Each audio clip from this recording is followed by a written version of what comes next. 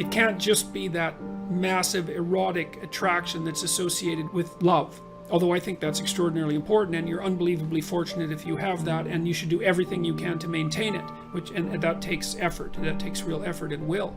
But you need to ally that with maturity and intelligence, and the maturity and intelligence is, okay, we're going to put our lives together.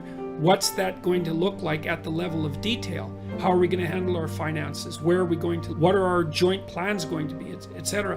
One of the things that my business partners and I plan to do in, what would you say, that in as an analog to the self-authoring suite, is that we want to develop an online program to help people negotiate their relationships. And so it would actually provide an answer to this question in a more comprehensive manner, is that imagine that if you want to set up a household with someone, then there's a lot of things that you need to get straight, and you either do that by bringing your unconscious assumptions to bear on the situation and perhaps clashing where they don't match, or you sit down like a conscious and aware and articulate couple and start to negotiate what your joint responsibilities are going to be. And so that would be, well, who's responsible for the meals and when, and what are you going to eat, and who's going to get groceries, and who's going to pay the bills, and who's going to do which part of what household chores there are to do, and how is that going to be laid out fair. And so you should get to know the person that you're with well enough so that you can start discussing the real practical issues of life and determine whether or not you're capable of negotiating that. And I don't think that necessarily means that you should live together, because the evidence is actually quite strong, at least the last time I looked, that people who live together are more rather than less likely to be divorced. Now that might have nothing to do with the actual act of living together. It might be that people who are more likely to get divorced are also those who are more likely to merely live together. But I don't think that's a great solution for.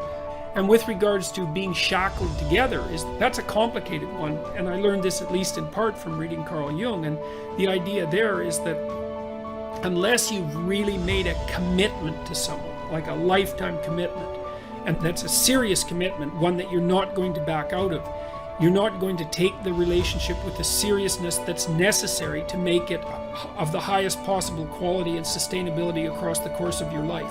And it's really important that it is of that high quality and sustainability, because the relationship, especially when it starts to produce children, is a machine, let's say, a machine that you jointly operate that adds immensely to the quality of your life and the depth of your life. You have the rope and strand of your life, and your partner has the strands and the rope of his or her life, and then those are tied together to make a stronger rope.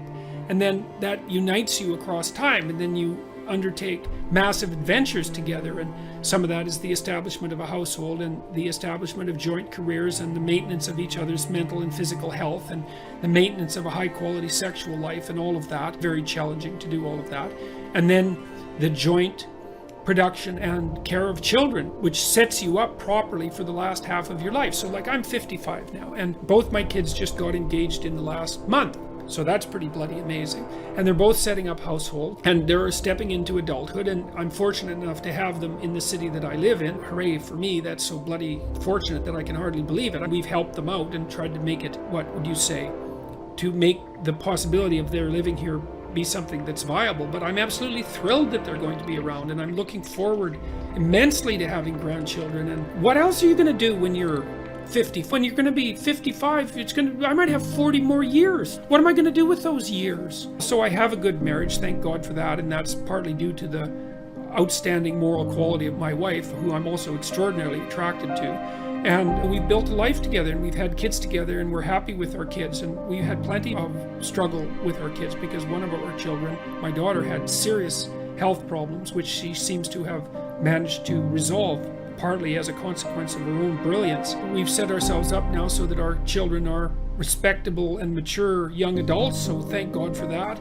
And they've got partners who we both really like, and they're going to have children, and hooray! That means that this next part of my life is going to be something that I can advance into with a fair bit of hope and excitement. And the idea of having little kids around again is thrilling, because I really like little kids. They're really fun. And so the shackled together is more like, it's such a, I may have even said that, but it's such a cynical way of looking at it. It's more like what you've produced is an unbreakable bond between two beings, and that makes both of them better in every way if it's a relationship that's based on trust and genuine communication.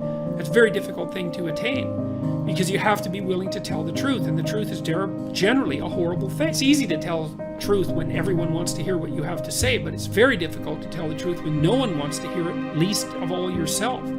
And so marriage gets a very bad rap in our culture, and so does child rearing, and I think that's absolute catastrophe, because really being in a long-term relationship, a marriage, let's say, and having children, that's 2/3 of your life. Even if you're a highly career-oriented person, that's 2/3 of your life. And I'm a highly career-oriented person, and my family has been unbelievably important to me, and has also been something that's enabled me to be very effective in my career, because my house has been a sanctuary for me, and thank God for that, especially over many times in my life, but especially over the last year.